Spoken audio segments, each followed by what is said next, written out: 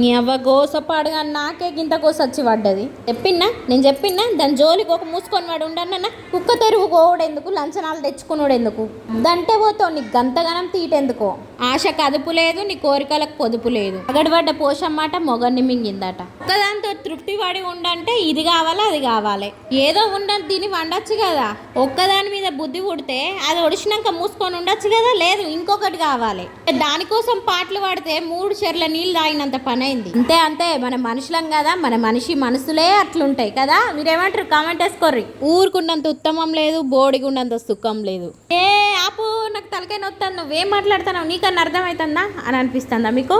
ఇక ఎవరో గురించి గింతగానం మొత్తుకోవన్నా ఆ మహానుభావురాలు ఎవరనుకుంటాను? కొత్త ప్రయోగాలు ఎందుకే నీకు? ఉన్నది ఏదో తిని ఉండక ఏ ఊకే బయట తిని మస్తు బోరు కొడుతుంది. ఇంట్లో చికెన్ నూడిల్స్ ట్రై చేద్దామని అయితే ఈ ప్రాసెస్ మొదలు పెట్టిన. మస్తు అంటే మస్తు సింపుల్గా ఈజీగా 1-2 గంటలు కష్టపడర్రి.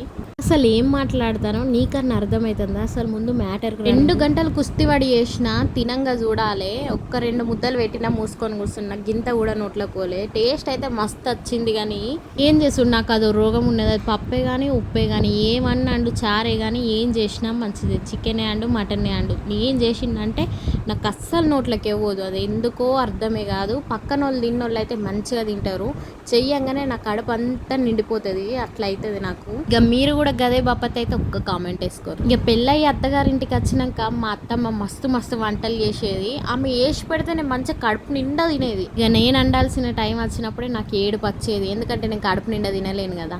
అందుకే ఎక్కువ వరకు గారెలు బూరెలు అట్లాంటి ఏం చేసినా గ్యాస్ కాన్నే పని కానిస్తా. ఇక అవ్వయ్యి ప్లేట్లు వేసుకొని వచ్చి సోకుల పడి తినే వరకు కడుపులో పోవు. అందుకే వేడి అక్కడనే కడుపులో ఎత్తా, మంచిగా కడుపు నిండుతుంది. ఇక మీరు కూడా గదే బాపత్ అయితే ఇప్పుడే మన ఛానల్ని సబ్స్క్రైబ్ చేసుకోండి, ఒక్క లైక్ ఇచ్చుకోర్రి. ఇక మన వీడియోలు అప్పుడప్పుడు అట్లా చూడుర్రి, ఛానల్ మీద ఒక కన్నేసి ఉంచుర్రి.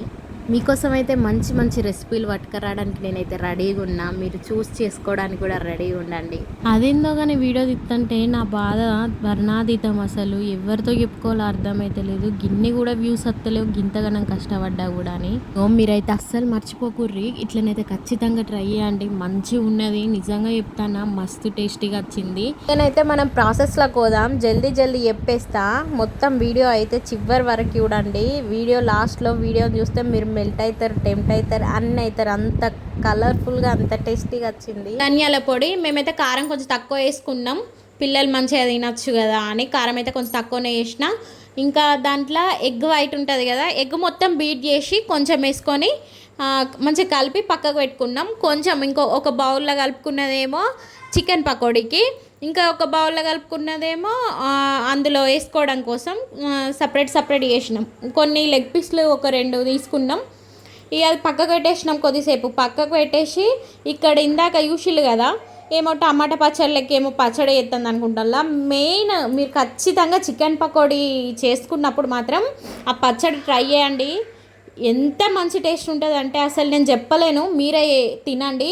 నార్మల్గా KFC బయట తిన్నప్పుడు ఆ పుదీనా ఫ్లేవర్తో ఒకటి ఇస్తారు కదా, సేమ్ అట్లాగే కొద్దిగా పల్లీలు, ఒక 2 టమాటాలు, 2 పచ్చిమిర్చి, కొంచెం పుదీనా, కొంచెం కాదు ఎక్కువ పుదీనా వేసుకుంటేనే బాగుంటుంది ఫ్లేవర్, మొత్తం పుదీనా ఫ్లేవరు. అన్ని మెత్తగా మంచిగా ఫైన్గా పేస్ట్ లెక్క వేసి పక్క పెట్టుకోండి.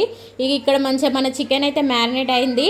ఇక మంచిగా నూనె పోసుకొని మంచిగా సలసలగా ఆగే నూనెలా ఫస్ట్ అయితే చికెన్ ముక్కల్ని లెగ్ పీస్లను ఫ్రై చేసిండు. ఇంకా స్టెప్ బై స్టెప్ అవన్నీ అయితే మంచిగా ఫ్రై చేసుకొని పక్కన పెట్టుకున్నాం.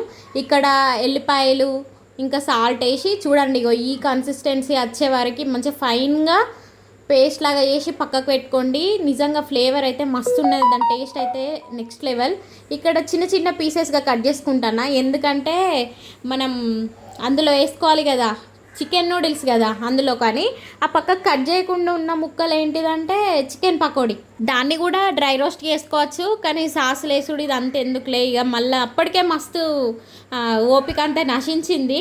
అందుకని ఇక అది అట్లనే తినేసినాం.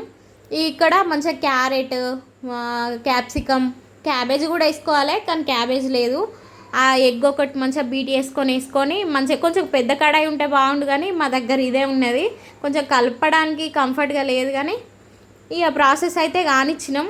ఉప్పు, కారం, మిరియాలు, వైట్ పెప్పర్ పొడి, ఇంకా బాద్షా మసాలా, ఇవన్నీ వేసి మంచిగా అంతా కలిసేటట్టు కలుపుకోవాలి. దాంట్లో సాసులు లాస్ట్లో సాసులు ఇక్కడ మనకి సాసులతోటే మొత్తం ఫ్లేవర్ అంతా చేంజ్ అవుతుంది. దాంతో టేస్ట్ ఇంకా సాసులను బాద్షా మసాలా మెయిన్ ఇవి రెండు ఉంటాయి చాలు. ఇక లాస్ట్లో కొంచెం కొత్తిమీర వేసుకొని దించుకున్నాడే. చూడండి ఎంత బాగుందో కదా, ఎంత కలర్ఫుల్గా ఉన్నదంటే అంత టేస్టీగా కూడా ఉన్నది. మీరు ఖచ్చితంగా ట్రై చేయండి. మస్తు అంటే మస్తు వచ్చింది. కనుక చాలా ఓపికతోటి వేయాలి. ఓపిక ఉంటే ట్రై చేయండి. నాకైతే మీ బావ సాయం చేసిండు కాబట్టి పని జల్దీ అయింది. Thank you for watching.